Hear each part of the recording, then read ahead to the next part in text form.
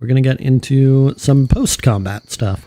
I've been looking forward to getting back into some role-playing. Less time. I guess I probably should have put less imps after Havi dropped out, but I wasn't thinking about that. We'll just wait for Kami to return. Interestingly enough, the beer I'm drinking is, well, it's not very good for a vegetarian, which I am, but it is a squid ink stout containing cuttlefish ink.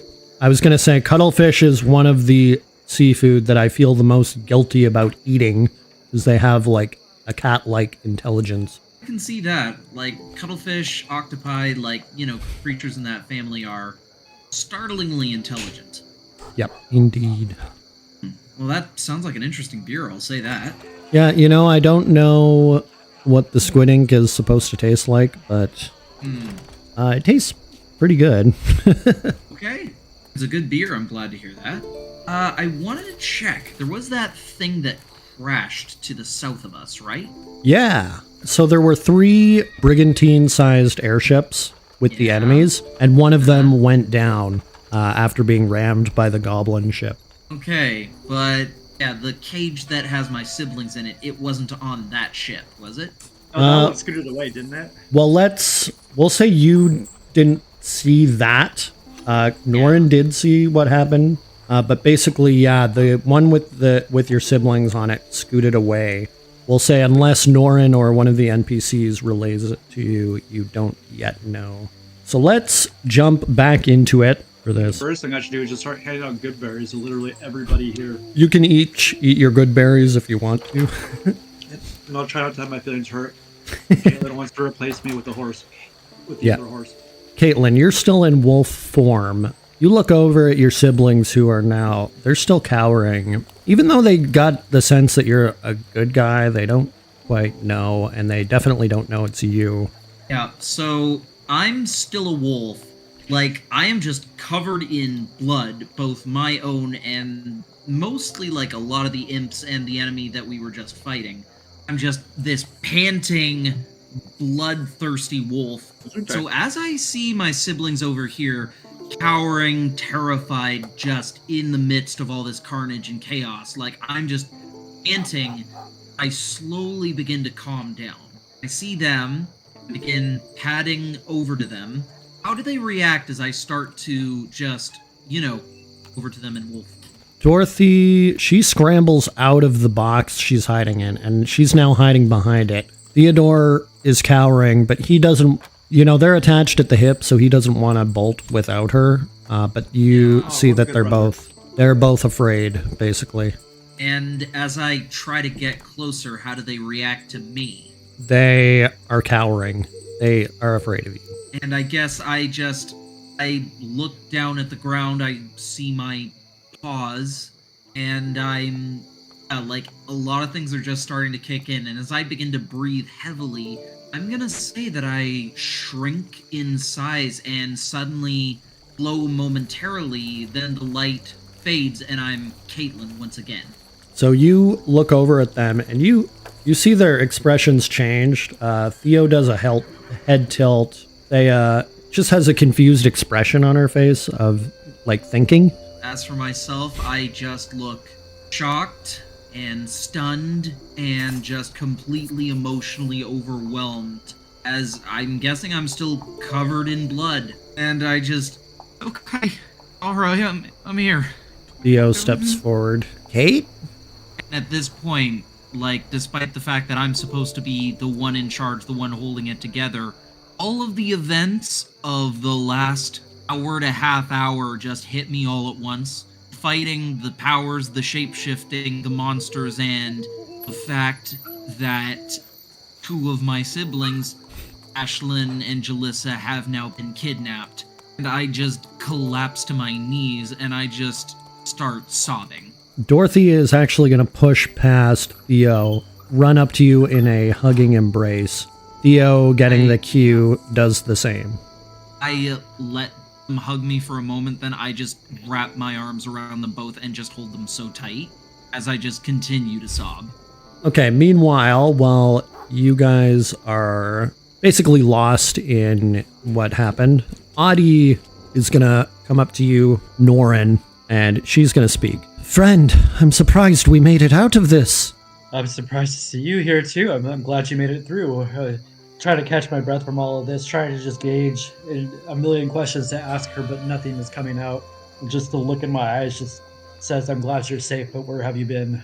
One of the goblins that helped you with the attack runs up to you and kind of nudges you in the back a little bit. You turn around and you see he's holding up his hand as if gesturing for you to do something with it. I slowly reach up and to try and be as calm and as respectful as possible and try to shake the goblin's hand and just thanks for everything they have done today. His hand goes kind of limp as he gives you a cockeyed grin. The female goblin that also helped walks up to him, and then you see them slap hands together, and she runs off as this guy says, well, maybe you'll get it next time. And they, a bunch of them actually run south. You see this big dude who you don't recognize what race he is, but he's just like, let's check the ship that crashed into the harbor, boys. One of the goblins is like, and girls? Yeah, let's go. So the goblins mostly leave. This one opens up a portal and steps through as he disappears. Returning to Caitlin, you have had a good moment to decompress. Where are you at now? I guess I'm just looking up at the sky where the warship appeared. Just trying to process what's going on. Then I look back to Theo and Thea. And okay, right, and I've just got like each of my hands is like on one side of their faces as I'm looking at the both of them, just like making sure that they're okay and just okay, both all right. That's good. Just right. You haven't been hurt or anything else, have you? Theo's the first to speak up. Yeah. I mean, we're fine, but Caitlin, Jalissa, and Ashlyn, but you can turn into a wolf. And then Thea speaks up and she's like, well, if you can turn into a wolf, we don't even have to worry about them getting captured. You're going to come and save the day, right? I just stay silent at that, and I don't know if I can go after... I mean, I don't know. This is all stuff. I don't know how I did it. I don't know if I can go after them. I don't know if I can... I think in this moment it becomes clear to them that I am just as confused and bewildered as they are about everything going on. While you're doing that, Norin steps up to you, and you also see Oris maneuvering around. But Norin, you go first. I look at Caitlin. I look at the two siblings and I nod to them in kind of a relieved but sorry face. And then I look to Caitlin and I say, well, I see you're back to your usual self. And then I say that kind of lighthearted, but then look down again and I say, while I was up there was a lot of destruction. While I was not able to save your siblings, which I am very sorry for, they were not a part of the destruction. They went off, and I point, and I turned my head that direction. There's still hope for them yet. And Oris puts his hand on your shoulder, Caitlin, and he says, you've been blessed by the wolf deity, it seems. There's no hope for the evil that took your siblings away. You will capture them yet with Wolf's blessing. And he nods at you with those same eyes that pierce your soul earlier in the day. And I just get to my feet, just scrubbing at my eyes with my sleeve and scrubbing under my nose, because there's been a good amount of tears and more than a little snot. And do you know anything about those things that came here and started attacking everybody? He nods. Yes, I do know something. And Carol actually interjects. Right, everybody, we should step into the tavern a moment. Get off of this battlefield. He looks around at the bodies of the devilish creatures, now smoke lifting off of their corpses, basically. You actually feel like maybe getting inside and sitting down is not a bad idea. It does sound like a good idea, but first, we should bury our donkey friend. Yeah, so actually, there was something I meant to do with that too. So while this is all going on, you see Tenderquill trot over. Tenderquill, is the winged creature. The really cool looking winged creature. How is Tenderquill doing? There's like a hole. through them. Yeah, he's actually pretty good. You see, he has a few scorched feathers, but he is actually not looking too bad. He does have a wound on his back, but otherwise he's not too bad. But you see, he nudges up to the donkey, and as he pushes his nose against the donkey, you see kind of like energy filaments exiting the wounds of the donkey, stretching out, and Tenderquill's actually breathing them in as they basically get sucked out of the donkey. And you see Tenderquill gag a bit, and he throws up a pool of blood, and he just flies off. Carol looks over his shoulder, or their shoulder. Yes, he's quite the companion, but regardless, we should all go into the tavern. And as you make your way, you see the donkey stand up. Hooray, it was all worth it. Yeah, I go over to the donkey and I guess, like, it's taken a couple of hits in the fight, right? Oh, yeah. Okay, I'm gonna cast, I guess instinctively I just put my hand on the donkey and without meaning to, I instinctively cast Healing Word to try and give it back some hit points. And I'll give the donkey whatever food scraps I have. Yeah, we'll do the healing first before that, because he has to roll for that one. Oh, okay. Full 7. Yeah, so you put your hand on the donkey's shoulder, and you feel energy flow through the tips of your finger, glowing against the skin and fur of the donkey as the glowing expands, and the donkey's ears perk up, and you see a little bit of light return into its eyes. But he does a head shake and just snorts. But generally, he's a donkey. And deserves all the ear scratches. Are you all ready to go into the inn? As we walk inside, I walk over to Carol and tell them, just look and just thank you for everything. Wasn't sure if I'd make it through that if it wasn't for you two. Carol smiles at you and nods. We will go to the Sparrow's Song, where you guys take your seats around the room. Talus is in there. You guys see a lot of injured townsfolk sitting at different tables, but Caitlin, you go to the left side of the room where you see 2 empty stools for Theo and Thea. Norin, you're sticking with Audie, while Drac actually stands next to Carol, and you see him basically leaning on his sword with 2 hands on the pommel. Hitgazer is by himself, because unfortunately his companions weren't here this round. And Oris is also kind of by himself, as well as Alisaria. But regardless, with the state of you guys sitting in the doorway to the room right now, Talus takes a step to the left and he nods to you, Caitlin, and you see a dual look of pride and excitement that you pulled through. But Carol will be the first to speak. They say, "Well, folks, you are the heroes of the Battle of Windswept. Now, we're all a little worse for wear, but Talus here," he nudges, looks over his shoulder and nods to Talus. "Talus here has told me that we can procure his boardroom while we discuss what we are going to do next." So he walks this way and takes a seat at the table where Drac sits next to him. Other than that, Virgil actually goes in next, and he doesn't sit down at all. He's leaning against the wall, and Caitlin and Norin, you two are the next to go in. Where do you want to sit? I guess I'm gonna sit next to wherever Norin's sitting, because the 2 of us have been through the whole fight together, and even though a lot of us have fought together, Norin, I think, is the one I trust the most. I feel the same. And I think after that battle we just went through, we find the first seat we can actually sit in. Yeah, I just pretty much collapse into it. Yeah. Theo and Thea are towing in behind you, but you see Talus pop in and he's like, "Hey, McReady kiddos, why don't you sit over here with me at the staff table?" And they are a little bit iffy about it, but they realize this is going to be a grown-up discussion, so they go over there where he entertains them. Next, before he goes, I ask if there's anything they could eat or drink to kind of get their minds off of the horror they just witnessed. Next, we'll get there. Next, Audie walks in, and she looks over at you, Norin, and Kate, and she's kind of actually surprised you didn't give room for her to sit down next to you.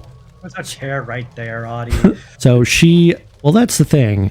Whoever takes the other head of the table, that's a big statement to make, right? I suppose so. So she sits across from you and crosses her arms and glares across the table at you. I feel like I just got hit in the back with an elbow kind of thing as I was. Yeah. Pit Gazer looks in, blocking the doorway. He doesn't see any of the companions he came here with, so he's a little bit unsure where he wants to sit. But you see Alisaria stomp in, heavily, like, pounding the floorboards with each step. She has locked eyes with Drac and sits right across from him, and she's leaning forward staring at him. So Pit Gazer decides he's going to sit next to her. And Oris walks in, and he is actually going to sit at the other head of the table. And the 2 empty chairs were for possibly a Cloudforged and Yuan-Ti companion who went missing. But in any case, Talus comes in, and he actually hands out menus to all of you. You realize you are starving. Even you, Kate, despite eating the imps, it doesn't hit the same when you're not a wolf. So you guys all get menus, and they look something like this. I imagine Caitlin will be the hungriest. I mean, Yeah. kind of stress that doesn't a body to turn into a wolf. So right off of the bat, Carol, he motions his hand, he waves his hand at Talus, and he says, 4 bottles of the Celestial Cabernet Sauvignon, the most expensive wine on the menu. I should say. And Talus waves back to one of the bartenders who comes around with 4 bottles. Virgil steps over and automatically snatches one of the bottles, somehow uncorking it with his bare hands. He just knocks the end of the bottle against the wall and somehow can pull the cork out. And he goes back to where he was leaning and starts chugging. Everybody looks. This is not the first time he's done that. Otherwise, they pour wine into glasses in front of all of you, and you see Oris doesn't touch it, but Audie, Drac, Pit Gazer, Alisaria, and Carol are all drinking. Okay. And you guys can take a drink if you would like as well. Roasted venison and Okay, roasted venison. Sorry, gilded tankard ale. Gilded Tanker Ale. Okay, Talus is writing everything down. One by one, he goes around everybody at the table, writing down what they want. And he looks at you, Norin. Elvish friend, what can I fetch for you? The braised chicken and the Celestial Cabernet Sauvignon. Oh, another bottle. Actually, those are already out. I just said the braised chicken, please. The braised chicken. All right. He looks around everybody at the... Yeah, I'll have a gilded tankard ale and eat. You know what? Cancel the venison. I'll just screw it. I'll take a steak. A steak? Yes, my dear. And how did you want that done? Rare. Rare. If it still twitches when I bite into it, then that's perfect. Excellent. See, Oris orders some roasted frog, while Audie crinkles her nose every time an animal is mentioned, and she actually orders the iceberg salad, while Drac orders, first of all, a lamb stew, but he also wants some chowder, so he gets a fish and chicken chowder, which is just a chicken chowder with fish added to it. Well, okay then. And he also orders a steak, grilled rabbit, and roasted venison. I'm sorry, who's ordering all this? That's the hobgoblin, the guy to the top left. Oh, big eater. Okay. Yeah. Carol orders an oyster platter, while Alisaria orders bread salad and a grilled rabbit. I was looking at that bread salad. That looks pretty good.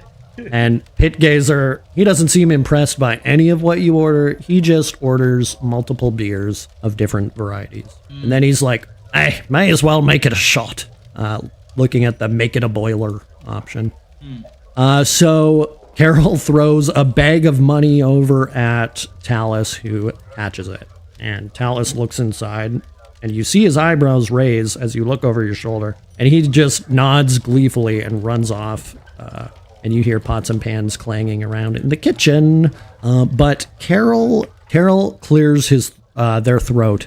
Yes, so why don't we all introduce ourselves? Starting with me. I am Carol Dreampetal Zillaru, the first chair of the Nature and Goodness Preservation Society, one of the oldest denizens of the Cloudsea. And he looks over at Drac. Drac says, I'm Drac, or Dracneg, the Teal Blade, some call me. I actually came to the Cloudsea not too long ago and was involved in the construction of the Goblin city ship, Brimbone Bilge.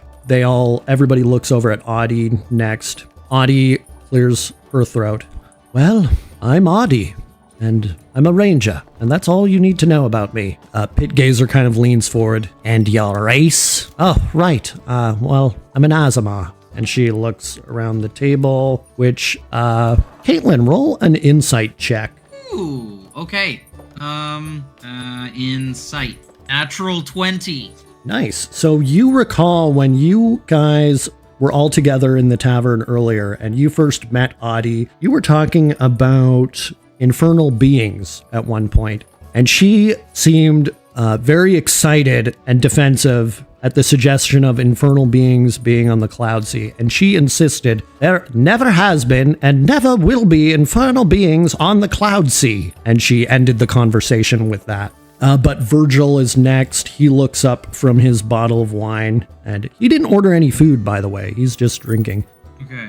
And he says, well, I'm a hunter from this very island. I actually grew up with Caitlin over here, but that's all I can really say about myself. Oris speaks up. I'm Oris, the Aarakocra monk and servant of Striegand the Owl. And then Norin, it is your turn. Hello, Norn here. Norn Shadowbrook Muthadral. And do you want to say anything else or leave the air for Caitlin? I look up and just say, we may not know each other coming from places, but after everything we've been through, thank you to everyone who helped. And what else is there to say? Thank you. And I raise a glass. Well, Talus begins to come in and he drops a pile of glasses full of beer in front of Pit Gazer, who, one in each fist, cheers you. Virgil runs over and cheers you as well. But the others are they're a little bit snotty. But regardless, you all take a chug. And you, Caitlin, can cheers him if you wish as well. Just raise a glass just solemnly, like definitely not in the mood for it, but just because it's socially expected. Yeah. And after taking a long drink, I'm just... Carol looks at you. Caitlin McCready, I'm... Carol interjects, you're the wolf girl. I'll have you know that's new. I don't know what that's about. That just happened today, and I don't know why. And my siblings just got kidnapped. One of them's a year younger than me, and the other one's only 6. Yeah, I look like I'm on the verge of just breaking down again. Carol nods, and he speaks across the table at you, actually in a comforting tone. Mind your emotions, dear. First we must rest, if we have any hope of rescuing them. But we shall, if my word is to carry any weight at all, we shall recover them. Grimly set my jaw and nod and just drink some more. And with that, Pit Gazer goes next, says, right, I'm Druckand Pit Gazer, airship ferryman, and, well, good shot with a bow, but I come from the Always Dark, where I've lived most of my life as a... He takes a quick shot, finishing the boiler in front of him. Well, I spent most of my life as working class gnome until one day I met this young lass, and, well, things didn't work out. But then I met my first wife after that, and Carol clears their throat. Well, that's quite enough from you. And yourself. They look over at Alisaria with a half smirk. Carol nods. Well, many people know of you. Alisaria gives out a, well, I'm Alisaria Salix, the former city guard for Lowick in the Eastern Horns. I left my station to go on a pilgrimage where I did combat and defeated all of the greatest warriors of the Cloudsea. And then she looks back over across the table at Drac, except for one who has eluded me thus far. Carol waves his hands. And that is that. We all are acquainted with one another now. Let us... they look over at the doorway. Well, let us begin eating, as you see Alice followed by several barmaids carrying plates. He puts a plate down in front of you first, Caitlin. The rare steak, which the odor, you smell the char coming off the steak. You did it Chicago style, which Chicago is from a realm that not many people know about, but you really like the smell of the charcoal, and you can still smell the blood on the on the creature. Yeah.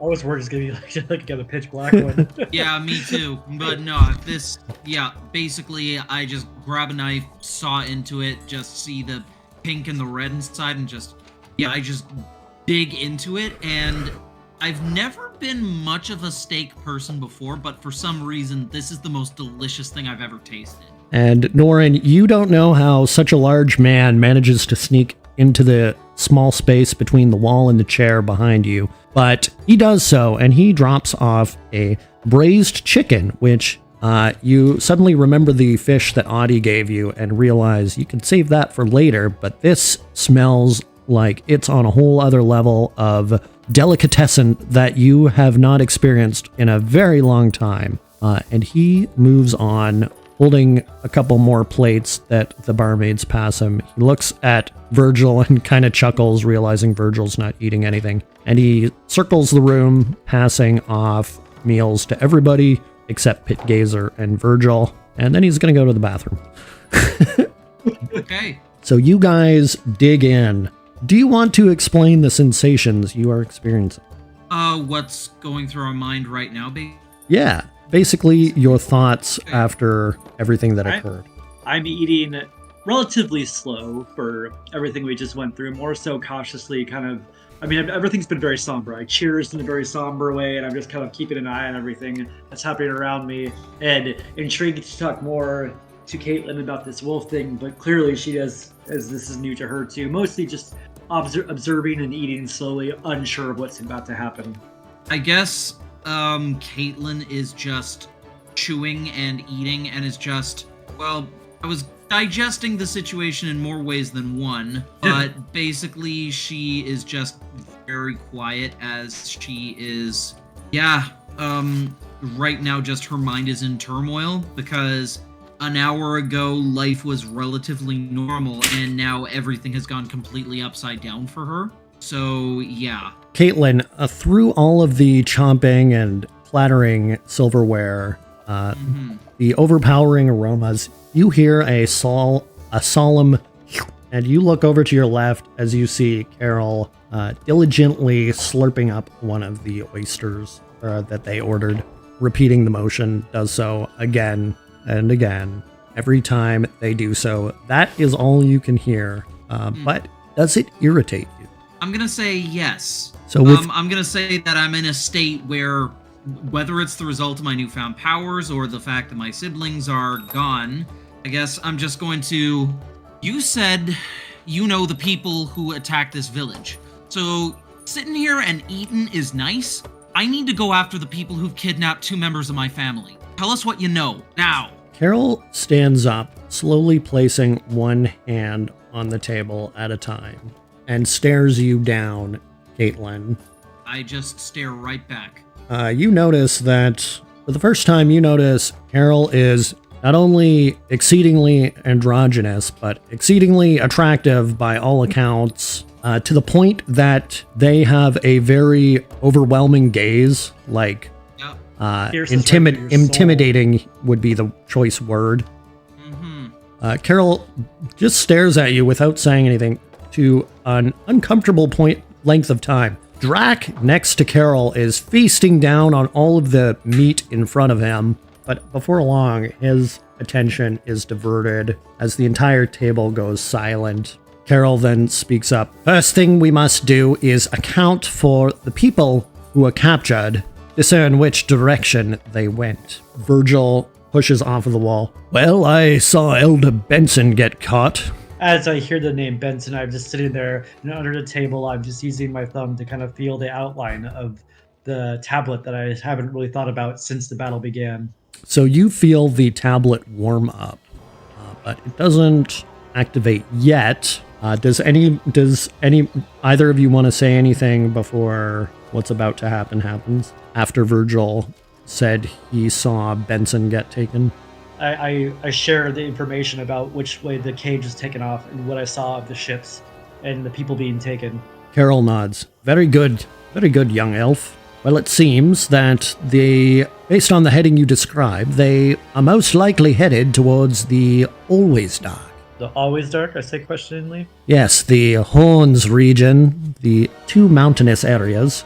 They look over at Alisaria and Pitgazer. The region where these two hail from, but if that is the case, that is perhaps good news, because there are not as many hiding places in the Always Dark, despite how dark it is there. Okay. Who are these people that attack my village? So with that, Oris actually interjects with a little interrupting the kerfuffle at the table. Carol looks across the table at Oris and nods, sitting down. Oris stands up in his place and speaks. Well, something happened on this sleep cycle of the Great Wolf. Normally, the wolf wakes after 10 days, but it is still, unfortunately, it's well past daybreak, except the wolf has not woken. Now, the reason this slumber has to be 10 days is because it takes 10 days for a creature of ill intention to enter the Cloudsea from the clouds beneath. And any longer than that, and they can enter this realm. So these creatures, perhaps, have been attempting to enter the Cloudsea for a long time. Now, normally, the wolf would wake, and creatures entering from the sky above would be intervened on behalf of Striand, my master. However, in this case, the wolf has not woken. It appears that we are being invaded. Now, this lot that invaded us may not be the only group of enemies who have entered the Cloudsea, but among them, I have seen people creatures from the infernal, elemental, and material planes, which is very troubling. Drakneg now speaks up. Yeah, so there were some devils, is what he's saying. Some Azur from the elemental plane of fire, and with them, there were also Sahagin, who I'm familiar with from before my time on the Cloudsea. And those seem to be the enemies that have taken off with your village friends and companions, Miss McReady. All right, well, okay, so they're coming here because the wolf hasn't woken and they're attacking us and stuff, and okay, so what do we do now? So Carol speaks up again. Actually, hold on a moment. And stands up again, holding 2 fingers from each hand to their temples. The room actually darkens as if by magical means, and you see a tapestry of astral dust spread out across the table as basically as a projection of something. But at the center of it, you see a tiny moon with a wolf sleeping on top of it. And Carol focuses and looks in a little bit closer. The image of the moon zooms in, and you all see the wolf sleeping on top of the moon as an astral projection, basically, and its ears are twitching, but every once in a while you hear a little bit of a whine, and Carol lets out a I see it now. Earlier, somebody clouded my dream vision. Well, the wolf is experiencing what I would surmise is a nightmare I don't think I've ever seen before, to be honest. This is very, very troubling. We have no idea what the effects of this might be on our very realm of existence. And with that, Carol snaps and the whole vision disappears in front of you all as the light of the room returns to normal. speaking of all of these creatures, and I then begin to share about my studies and what I've learned about all of these various elemental types, and just begin to tell all the knowledge I know of these things and everything I've learned so far. So you start spilling out information about the elemental plane of fire, earth, water, wind. You are going on and on. You're talking about gargoyles and the weirds, which are creatures bound to certain objects. You start to go off about the genies and their plane-touched children who are called the Genasi, and you just keep going on this train of thought. Caitlin, he's basically babbling on and on as all of this is being explained. Are you getting more frustrated? Yeah, I'm just, drumming my fingers visibly, trying not to explode, but it's getting harder and harder the longer this goes on for. My ear twitches just from hearing Caitlin's heels just tapping the ground. Are you going to stop or continue rambling? Well, I mean, it's me. I'll probably ramble for quite a little while longer, but then I eventually come to a conclusion. Okay. So do you want to conclude now, or do you want to keep rambling? I look over at Caitlin, and I clearly see that she's getting impatient, and understandably so. And so I say everything I feel I need to for everyone to take on whatever we're about to take on, and then I try to wrap it up as quickly as possible so Caitlin doesn't turn into a wolf and kill all of us. So we got devils and elementals and fish people. Is that about right? I look and say, yes. Then leave it at that next time. Carol interjects again. Do we know any of the other people who were captured during battle? Because by my understanding, there were dozens of people who were kidnapped. Only people we knew by name were her siblings and Benson. Yes, that is absolutely everybody. Pitgazer slams his beer mug down and stands up, and he's like, what about my friend Malia? Right, her as well. And Virgil pushes off of the wall at that. Did you say Malia? Right, Malia, what is she to you? And Virgil actually jumps up on the table, or jumps across the table and grabs Pitgazer by the scruff of the neck and slams him against the wall. She's my sister! And so, okay, yeah, there's a bit of silence in the room at that. And so, Caitlin, you seem to have something in common with Virgil in this moment.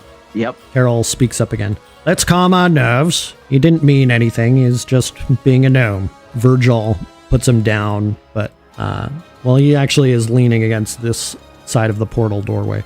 At this point, Drac is going to stand up. Well, we can take the Goblin City ship to chase the enemies. As I counted when I disembarked from the ship, they had 5 ships in total. Sorry, the captain rammed one of them, which I saw crash into one of the shipyards. By my count, that leaves 4 remaining ships. Then Pitgazer's actually going to speak up too. I got an airship too, although it did get damaged. I'll have to do some repairs. Carol speaks up now. Drac, how many people can you take on your airship? And he speaks up. Oh, well, I can take as many as I can hold, which is an entire city's worth. So he looks across the table at you, Caitlin. So what do you say? Do you want to come aboard the goblin ship? If I do that, we'll be going after the people who took my younger sisters, right? He smiles. Yes, and we won't stop until we finish them off. Then I'm coming.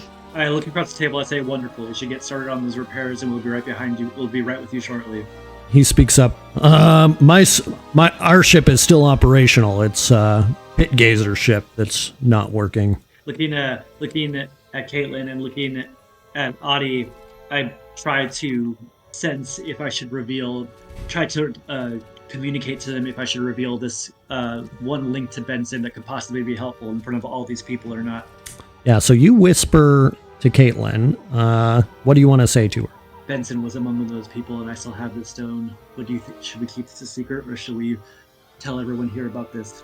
I mean, I don't see any reason to keep it from them. It's a way to get in contact with Benson. If he was taken by those people, then we can use that as a way to maybe get information about these people. Ask Benson what he sees, where they're going, if there's anything that stands out. Staring back at her, gauging, thinking, rather stoically. I then reach my hand in my pocket and place the tablet onto the table a little bit hardly, so it makes a little thud, and everyone's attention gets drawn towards me. And I say, "This is something we can possibly find Benson with." And I lift my hand. As you do so, everybody stares. Audie actually looks impressed. She has a half-cocked smile and nods at you. You see the pulsating symbol that corresponds to 0 in the infernal script as everybody is staring at the tablet. And everybody crowds closer. Then I look and rather curious about, oh gosh, I closed the window. What was their name? The other elf? Carol? Carol? Carol. Yes, I look over at Carol and say, "What do you make of this?" Curious because of an assumption of a deeper understanding of language. Carol rubs their chin. Well, I do know this is the infernal script, though I've never seen a device or artifact such as this. I do sense it has some magical properties, but I know not of its origin or its purpose, quite frankly. I wish I could tell you more. I've seen what this can do, and I begin to tell the story of how I found it and where I found it, and the timing of everything coming to place. And I once again put my finger over the 0, the number representing 0, trying to get some reaction, unsure of what will become.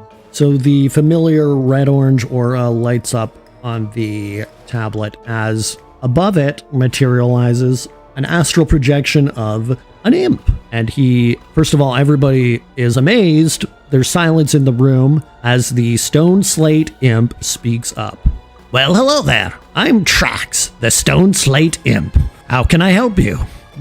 I sit there and I look. I'm happy to learn more information, but once again, dealing with this imp, I just have a headache, and I put my head down. I'm just like, what can you tell us about Benson? Well, I can tell you his number and patch you through to him. Please do that. Oh, wait. We both say impatiently. Wait, before you do so, if you're going to be making a call to Benson, are you going to say things loudly to get his attention, or can you do it quietly so that he hears you but nobody else does? And you ask that to the imp? Yeah. The imp, Phone on silent. the imp nods. Well, it all depends on the settings of his stone slate. Oh no. Is there any way to get... Please be set to vibrate. Then, Caitlin, how about you roll a insight check? Oh god, Okay. Is Benson one of those people that talks on their phone like a walkie-talkie and speaker? Oh god, just holds the phone out a foot in front of their face like, somebody from the older generation. That is such an old man thing to do. Right on the 240 bus, right in the middle of it too. Yeah. So everybody else is just glaring at him. So, Caitlin, you recall that when you all used the stone slate earlier to reach Benson, when he picked it up, it was vibrating. But how he answered it, he did not answer it quietly. Well, here's hoping he has some common sense being a prisoner right now. So I look and I say, he's made it this far. Let's just hope his luck carries him through this too. Yep.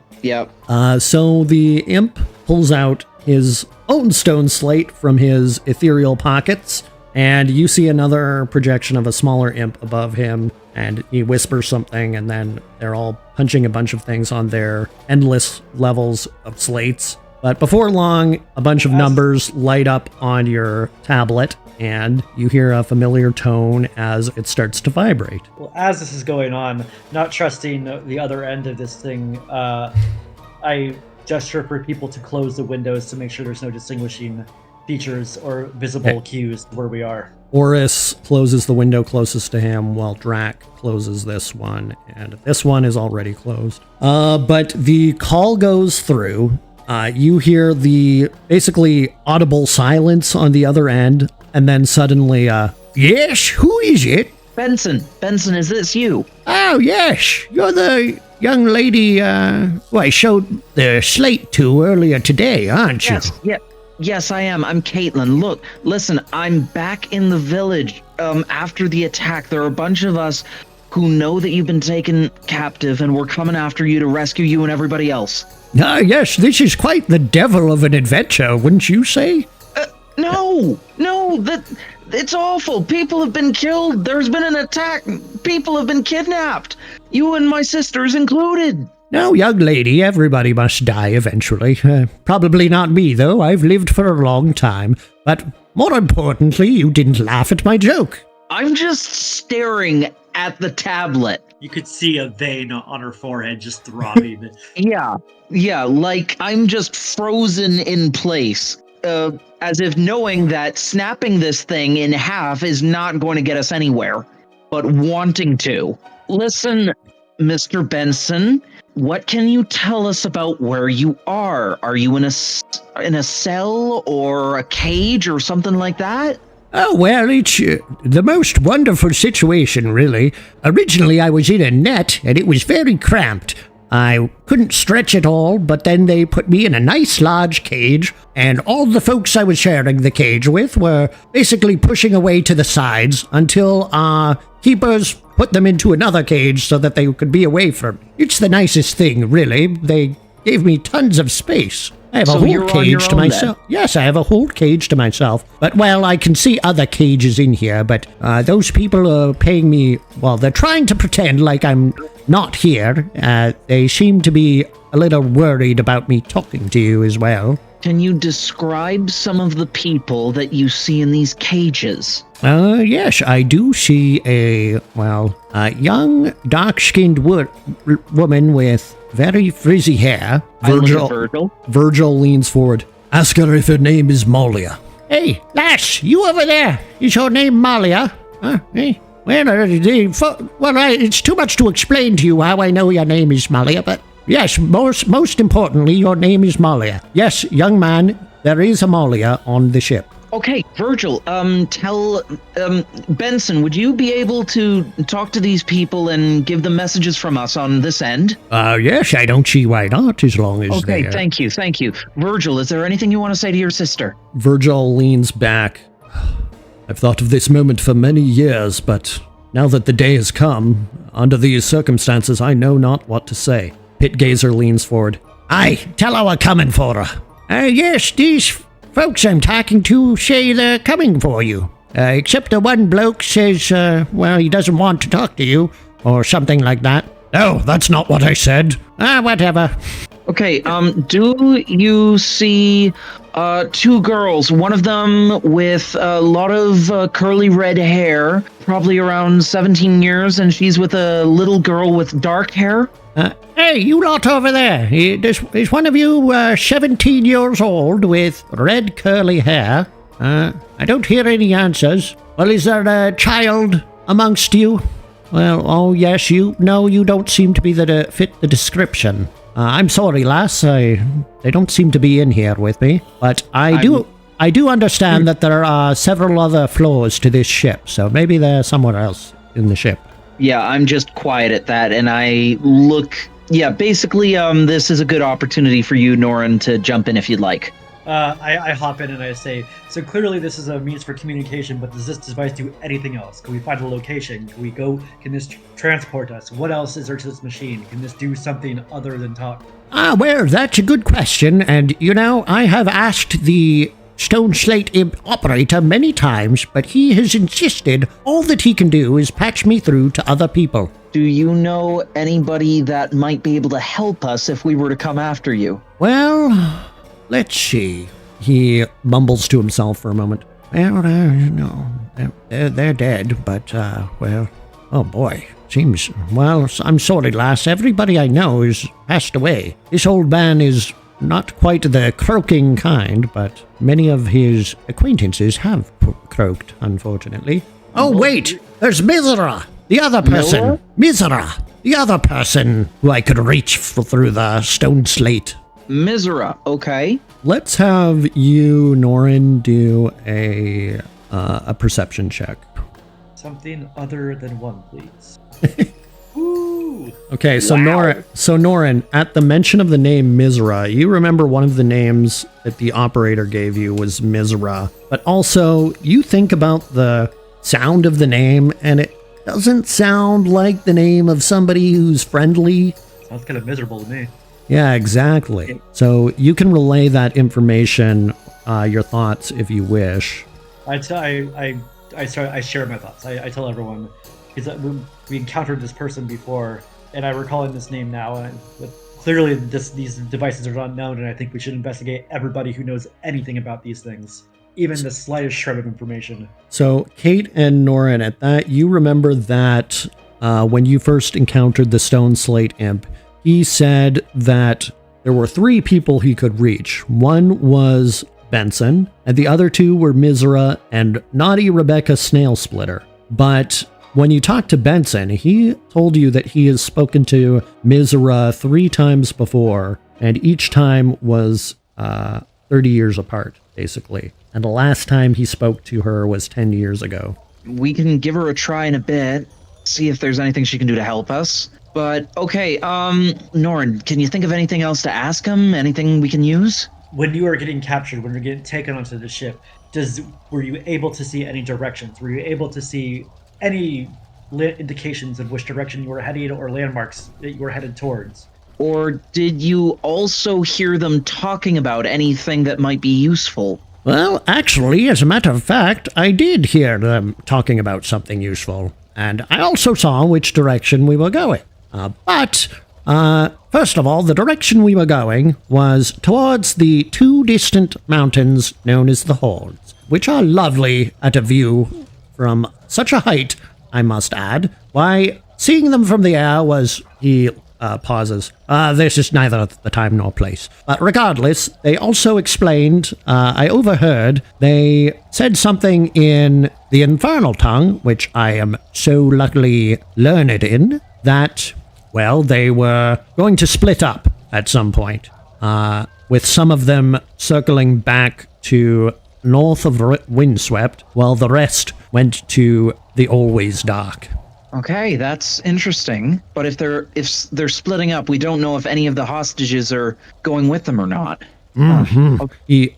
He ponders that, agreeing. That is a very fine point, young lass. Okay, well, yeah, I don't want to continue the call too much longer. They might hear you and then see your thing and then take it away from you. So we'll call you again if we have any more questions or if we need to figure out what's going on. But listen, just stay out of trouble. Yeah. We're all coming after you. All right, I'll see you soon. But don't worry about me. These lot may be evil, but they are civilized folk. They treat me quite nicely, especially once they know we speak the same language. They are quite law-abiding. And with that, you guys...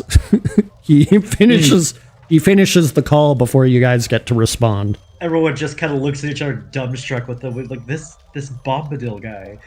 Yeah, I mean, of all the people that could have been on the other end of the line, it just so happens to be what a surprisingly carefree old man. I look at the table and I think, I can speak to plants. Can any of you speak to animals? Speak to animals? Yeah. And I just shake my head, just kind of scoffing at that a little bit. And actually, Audie looks at you, Norin. Well, I can speak to animals. I look. We need to find birds and send them in both directions. We need to find out where these things are going. And to that, Oris also speaks up. Well, I can speak to birds. Of course. Well, yes, get on that right now. We are losing time. We need to figure out where they're going, and we cannot let them escape. So he cracks open the window and flies out. As you guys all regain your spots, Virgil's back. Actually, Virgil's going to sit down now. After what happened, he needs to take a seat. You guys discuss things. Actually, we'll say one of the portal goblin opens up a portal, and he... I love these guys. Yeah, he opens up a portal and appears next to Drac, and they exchange words. Basically, I won't enact the entire conversation, but Drac is explaining the situation to the goblin, and the goblin's nodding, and he says, "Oi, I'll tell the captain then." And he opens another portal and steps through. And Lauren just says to himself, we have to learn how to do that. So before long, Oris returns. Well, I've found a few birds in the backyard of this building and told them all to spread messages throughout the Cloudsea to all the islands. And hopefully somebody on the receiving end will understand them. Thank you very much. Any information we can take, we need. So Carol stands up. Well, I can take one person with me on Tenderquill. And, sorry, let me just count everybody real quick. Should I really piss off Audie and be like, you go with him, I'll go with Caleb? Then Pit Gazer stands up as well. and I need somebody to help me repair my ship so I can join you all later. And then Drac stands up. Well, that means four of you are gonna come with me. So which 4 will it be? And you guys consider that he has the working ship. I look at Caitlin and I look at Audie and I just do a slight nod to both of them.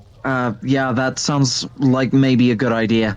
And then you guys can discuss which of the remaining NPCs you want to take with you, which are, if you're going to take Audie, that leaves Virgil, Oris, and Alisaria. I feel like, I mean, I'm not going to speak for Caitlin, obviously, but I feel like their kind of camaraderie of siblings or family members being taken might be a strong reason for them to go together.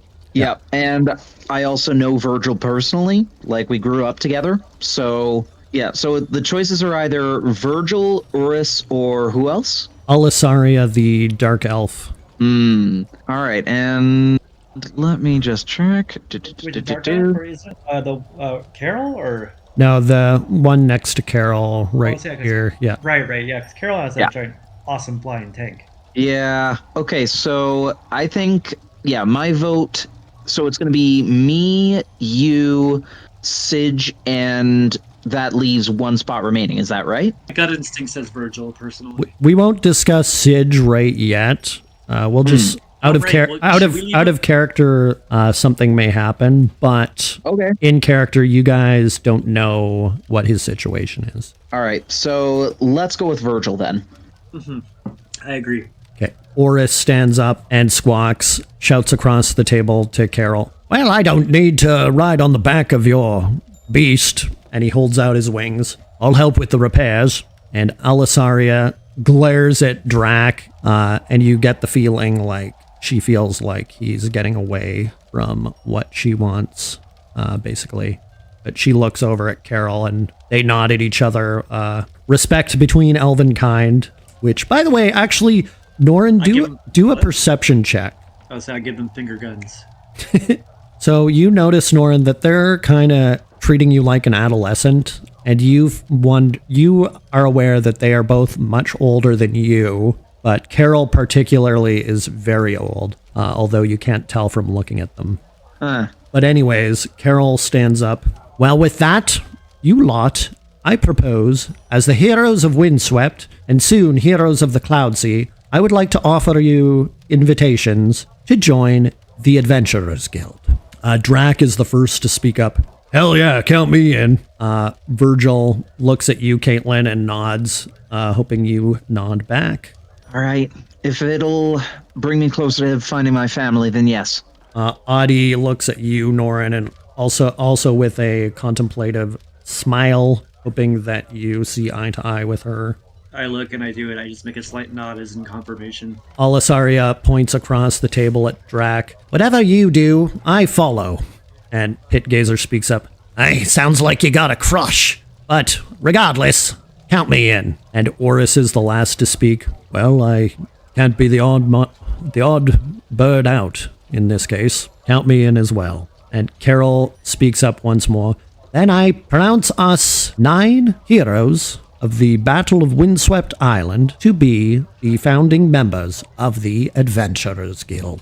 And with that, do you guys want to continue, or... I think someone should check on that poor bar or that poor waiter, because he's been in the bathroom for he's... this always happens after I get nervous. Hey, this is... I understand. Look, we've warned you against having that 3rd cup of coffee. We know it keeps you going during the day, but that's always the one that pushes you over your limit. Caitlin, you're so wise for your age. My dad has the same problem. I've seen it before. I'm just saying. So, Caitlin, after all this, you remember your brother and sister, and you get the feeling like you don't want to let them leave your sight. Yeah. We'll say Drac walks up behind you, and he nods over at them. We got space for 2 more if you'd like to bring them. I mean, it'll be dangerous. As I'm walking up, I say, dangerous is better with us than without us. I'll head over to them. Hey, so, I want you both to know, I'm going with these folks to go after the people who kidnapped Jalissa and Ashlyn. it's up to you as to what you want to do. You're getting to that age where you can make decisions for yourselves, but if you want to stay here and look after mom and dad and everybody else, I understand. If you want to come along with us and try to help us, you can do that as well. So as you say all this, you think about how you know that they are not, despite how hardworking they are not meant for the farm life because they are very smart for their age. Yeah. They come around to each side of you, and Dorothy is the first to speak. Wait, hold on. Where are you going? We're going to, what was the name of the place again? Certain Death. Drakneg steps forward. We're going to take the Goblin City ship to the Always Dark. And before you can respond, Theo's like, what? That sounds awesome. I want to go. And Thea's like, me too. I just have a look on my face like they're way too eager about heading to a place called the Always Dark. But, well, the more the merrier then. I suppose these two will be coming along to help us out. Thor chuckles to himself, and even though it's a drastic situation, the lightheartedness is just a sigh of relief in this moment. From around the corner, you hear a door bash against the wall, and Are you all right over there? As Talus comes out. So he's fine. He's just going to be going back and forth for the next hour or so. Yeah.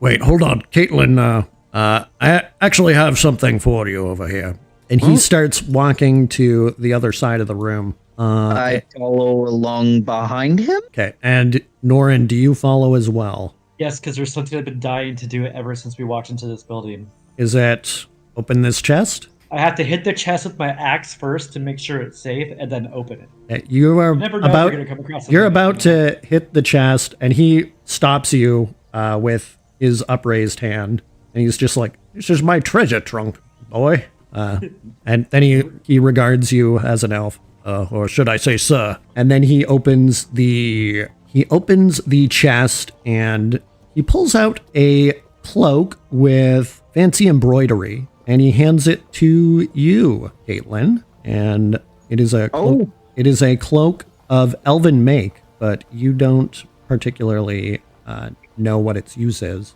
What is this? Well, it's a cloak that I purchased from some elvish clients some time ago, but they were as close as one could get to adventurers, so I figure this sort of thing ought to be useful for somebody who plans to go on an adventure.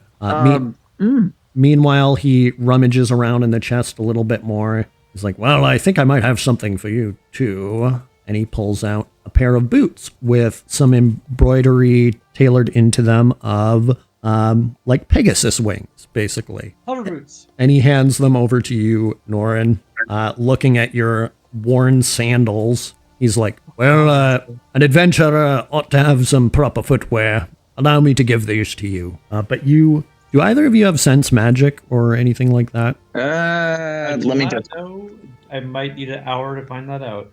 That would be under spells or bio. Yeah, actually, I think you don't have anything like that, but Caitlin might. I do, yes. I have detect magic. So I guess I just turn the cloak over and I mean, this is a nice cloak, but I don't know if, and then suddenly like my magic activates spontaneously. My eyes begin like glowing green and I'm just looking around and oh, wow. And I'm looking down and like the cloak and the boots are both suffused with magic. Oh boy. And does that spell tell you the type of magic or the function of the item? You learn its school of magic, if any, but it doesn't give like specific descriptions of what it does. I look over at Caitlin and I say, you are by far the most interesting farmer I've ever seen in my life. Yeah, like I'm magicking out. Like I am not in a headspace to respond right now. Caitlin, you sense that if you took some time to study these closely, you would actually make some progress on them. Well, if we're gonna be out on the sky in the Cloudsea, then if we got some time, I can look these over and find out, wow, this is messing with my head. Ugh. And so, am I a magical person? Is it elf? Do I just have like kind of innate magical qualities? You have some, but they're not that overwhelming. Like you get Well, I mean, like, but I have experience with like magical things. Yeah. not just for being an elf. It's more like what your background is, but you would have some experience based on like your studies as a ranger. Okay. Well, then I turn to Caitlin and I say, "Hey, we're going to be flying on this ship a while. We're going to have time to figure this out. We'll figure out exactly what's going on with you and how to use this." Just try to say some words of assurance. Wait, you think that, yeah, whatever's going on with me, you think we might be able to figure out what that's all about? I don't think we've seen the last of it. I think there's more to come. Oh, well, all right. And I'm actually going to head back and look at the group that has started up this guild of adventurers, and what sort of magic do I see around all of them? We'll say with Carol, you see, let me just look this. First of all, you notice a lot of stuff coming off of Carol, particularly. I feel like you'll be ranging well from Carol. I mean, even non to people. Yeah, I feel like someone of that age and of that kind, like that kind of background, like even if you weren't able to detect magic, you'd be able to feel something like a presence. You get a sense of magic involving sleeping, dreaming, and conjuring. Yeah, like if any of them look over my way, like basically Caitlin looks like she's basically stoned. She's just staring around herself blankly as she's just taking in sights that she's never seen before. Actually, let me look up one more thing. Okay, you also see a magical aura around Audie, and it is mostly a very comforting aura, celestial origin. However, there is a trickle of something dark, which is too small for you to really discern. It's like there's a few black tendrils coming out of the glowing gold aura. Oh dear. And to double check, which one is Audie again? That's my companion, the other hooded lady over there. Yeah. So she introduced herself as an Azamar. Uh-huh. So yeah, I'm gonna say that you can notice, Norin, that I'm just staring at your friend maybe a little too closely. I don't say anything or bring it up, but I look and I see it, and I just make note of it in my head. Because something, at this point, I'm starting to trust and believe in Kate quite a bit. And so I'm just noting that and being as observant as I can and gathering information about it. Okay. So it doesn't go unnoticed, I should say. Yeah. The last piece of magic you see is around Oris, which you sense is of a divine nature.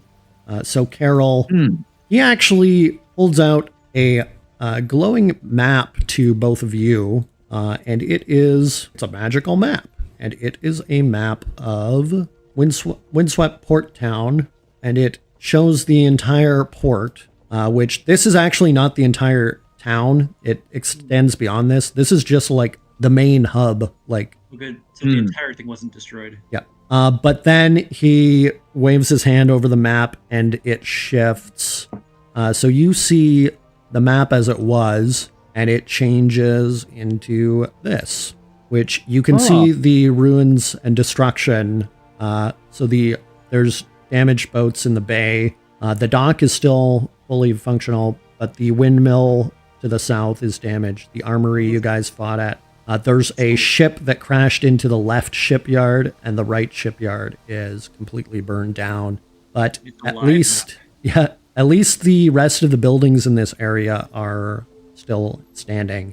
So it looks like the entire city was decimated. Yeah, well, it looks like it could have been a lot worse than it was, but generally it seems like their main purpose was kind of more like shock and awe and capture people, basically, and then get out of there. I mean, it's to my advantage how it's so far, but I feel like let's just pretend that after the battle I went and picked up all of the arrows, because I'm still like I still feel like I've been like slinging arrows left and right at a kind of an insane rate. Oh yeah. Can you actually roll a d20 for that? Just regular d20? Yeah, and we'll see how many arrows you recovered based off of that. 9. So we'll say you have 10 arrows left. Okay. Well, I mean, so in like the off time, can I forge more or? I mean, you can't go to the market and buy them yet, but if you find a market somewhere, you can probably buy them from like a hunter's stall. Okay. I probably should have let that forgotten, but I felt it was realistic. Okay. As you all leave the tavern, you wonder what time it is, because you can't tell because the daybreak never started, and it's still dark out, save for the twilight from the town lamps. But you feel, despite having those potions that restored you, you guys feel very fatigued otherwise. Do you want to make a comment on the time and your state of fatigue? I look and I say, I know we're in a hurry, and I know we have a lot to do in a very short amount of time, but I still think we should take a rest break because we have exhausted ourselves. Drax speaks up. There's plenty of beds on the ship if you want to sleep there. Yeah, that sounds like a good idea, but I'm gonna need to get, I don't know, if I told my parents about what we're planning to do, then they're not gonna want me to go at all, but I'm gonna need to leave. I go find the innkeeper because, he knows my family and everything. So Talus, he sees you come back. Oh, yeah. What is it, young McReady? Before we leave, I know that I'll need to say this. Once we've left, in order to, go after everybody, I'll write out a note. Could you deliver this to my parents? He gives a big smile and pats you on both shoulders. Aye, lass, whatever you need. Thank you. I just need to make sure that, they know where I've been or where we're going anyway. And I can't, if I tell them to their face, they're going to ground me and make sure that I never leave. But I need to do this. So thank you. Okay, so while you are doing that, Drac goes on ahead, and your siblings are actually following him. But you get a sense that he's all right. He's a good soul. But Audie, Norin, and Virgil are waiting for you as you write out the note and hand it to Talus. Okay, cool. As you guys round the corner here, you start to see the devastation. Let's have both of you roll a quick perception check, too. All right. 24. Jesus. Caitlin, you hear a rustling in the bushes to the right by these houses. You take very strong notice of it. It's an unnatural rustling. Everyone? Yeah, and I point over at the bushes. Something's over there. So as you all look that way, you see a creature look out, and it looks kind of like the thing that killed the sparrow a few hours ago. And it's looking at you all discerningly. Here. Just a sec. And without meaning to, I cast Speak with Animals on myself. And hey there, come on. Hey, I'm not gonna hurt you, don't worry. And I do like like what you do with a cat when you get it to come over. It hisses, but then it speaks to you it's in an animal tongue, but you are shocked to find you understand it. And it speaks up, I'm not just any animal, you dummy. What? You can talk? Yeah, well, we're talking in an animal tongue, but actually, I can speak common too. I'm sorry, I've never met a talking stoat before. Who are you? He clears his throat. I am, and then he clears his throat again and starts to speak in common, realizing that nobody else can understand. My name is Stricto the Stoat, and I am, I'm here to announce that the predators are moving in to the Cloudsea. What? He stands on his hind legs and crosses his arms. The name is Stricto the Stoat. And when he's trying to be intimidating, like in the back of my head, I'm thinking, oh my God, that is so cute. He fails his intimidation check. Yeah, nat 1 every time.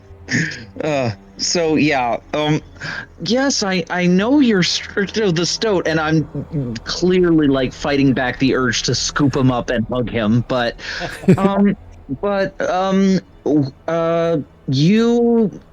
do you mean? How do you know this? He grins and snaps his finger, and a bubble materializes in the air in front of him. And you see a familiar scene forming in front of you. That is one of a zeppelin piercing the clouds of the Cloudsea and being dragged down by a giant serpent, which, to remind you, looked like that. So that is what you see in the bubble, all of you. And then he snaps his fingers again, and the bubble dematerializes.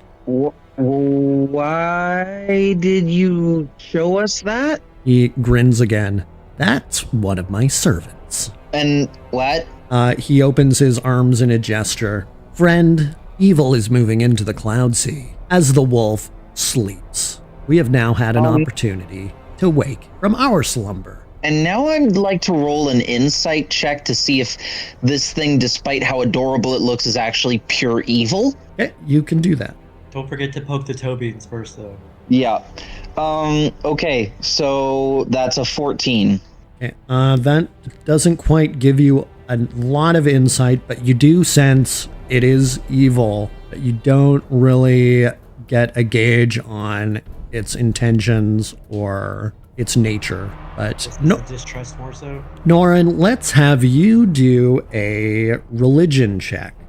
Nice. So you recognize that this creature is actually a deity creature, an avatar of a deity, but not one of the deities you recognize. The 6 deities of the Cloudsea being the hawk, wolf, hare, groundhog, sparrow, and Striegand the owl, who you already met. But the creature just lets out a very cute cackle and then runs back away in the bushes. Wait, with the sparrow, the deity, did he kill that deity? Or is that just a regular sparrow? Or wait, no, Let's have you do, with all this in mind, you recognize that creature as being the same creature that attacked the sparrow. So let's have you roll an insight check. And if you fail that, you can also roll a nature check. Okay, so you recall the stoat that attacked the sparrow earlier, which you now recognize as being a stoat, but you think those were animals and not deities.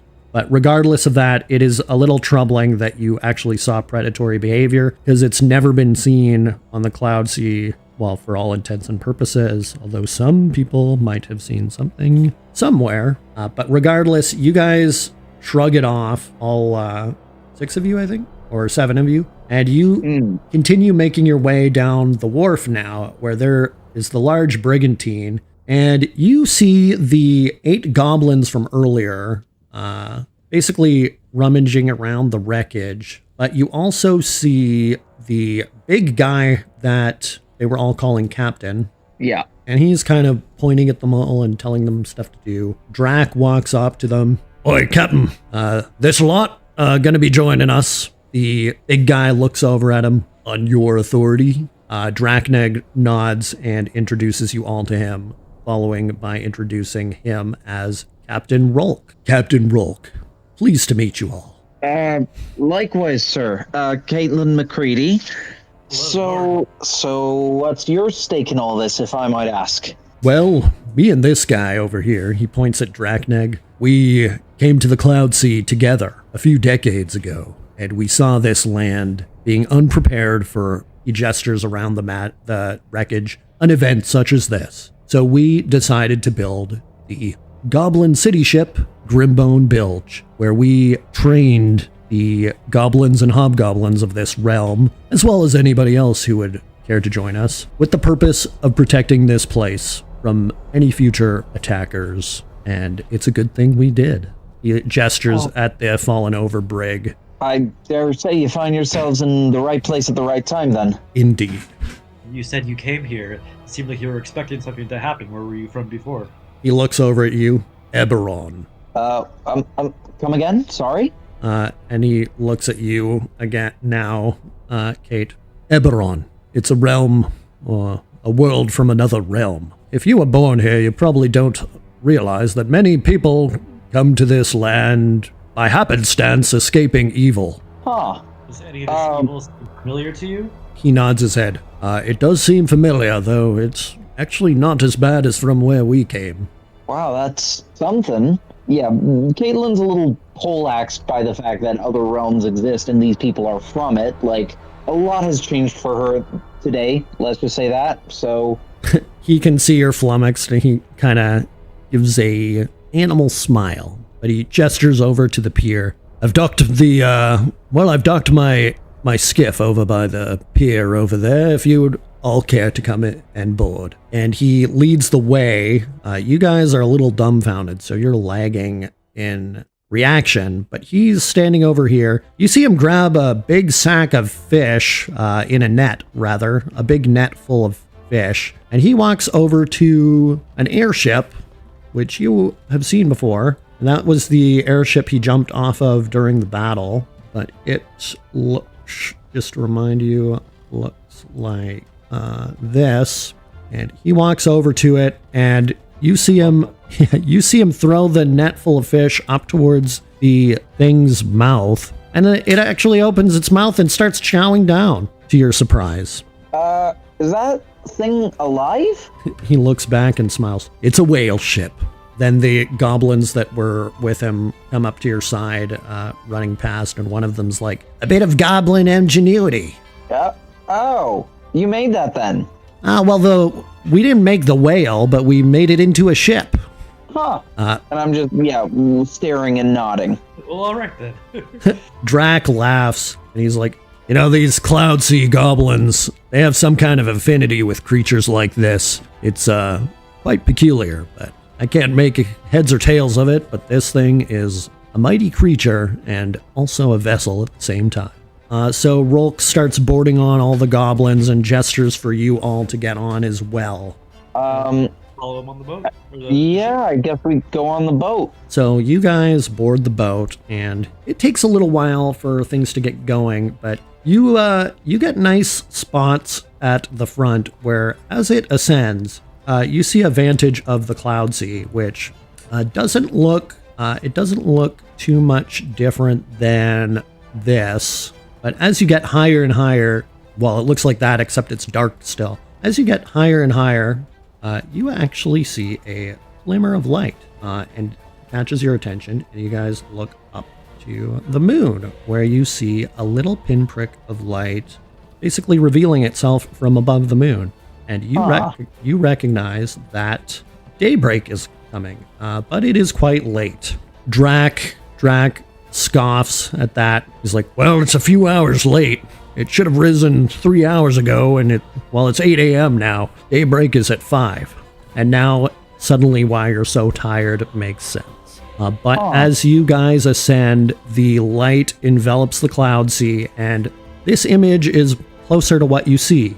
But as you look to the west, you see the horns in the distance, and you see that you guys are getting closer and closer to the Goblin City ship, which in all of its glory, it is definitely a city. It is full of towers, domes, and other structures atop it. You see a landing pad, but as all of this is going on and the day rise gets stronger and stronger, the hawk flying into the air as the pinprick of light, or a tiny star perhaps. So you look up at the moon as it forms a crescent, and it, at this vantage point, is very magical looking, but that is what it looks like from your perspective. In front of it, That's so pretty. in front of it, you see clouds materializing at a distance, obscured partially by the horns, but the clouds get bigger and bigger and bigger and bigger until you actually see land forming in the midst of the clouds, and the land gets ever larger, expanding beyond the obscuring horns in front of it.